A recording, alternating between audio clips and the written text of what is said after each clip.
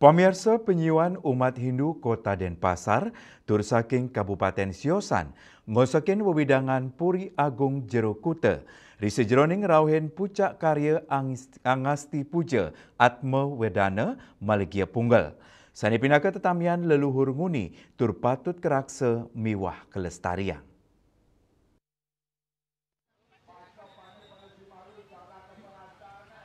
Ya diastun sabadares, para umat kepanggih kantun gegiras tur ulang ring sejeroning ngameletin samian dan upacara. Kari inucap pinake tetamian leluhur, sani patut keraksa tur maning kelestarian. Tio sidenin capang perkanti spiritual majang leluhur, yatnya puniki taler pinake Cina bakti, sepisanan nyina yang kerayon sosial ring tengahin keramane.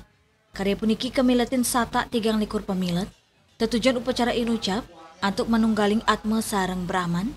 Upacara Maligia Punggal, rumasuk utama sani kata kelaksana yang ring wewidangan puri. Manggala prawartaka, I Gusti Ngurah Bagus Manura di tiang-tiang, melarapan pemargin karya puniki sideng tuang kerayuan pantaraning krama. Maligia Punggal niki merupakan makna di mana Atman bernyatu dengan Brahman. Memunggal Maligia Punggal tingkatan-tingkatan ada beberapa tingkatan.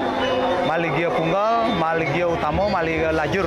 Kalau di Puri kita tetap menggunakan memunggal, yaitu tingkatan para puri itu pada umumnya. Dengan ini harapan terciptanya keharmonisan, terutama kepada masyarakat, kepada halayak ramai, luas, kepada masyarakat, saudara-saudara kita di sini tentunya yang utama adalah khususnya di desa dan kota Denpasar pada umumnya. Jika terjadi hujan pada saat upacara besar itu merupakan suatu berkah. Suatu berkah, kita mengucapkan terima kasih kepada beliau karena memberkahi hujan. Niki mulai kita yang namanya dimulat sarira.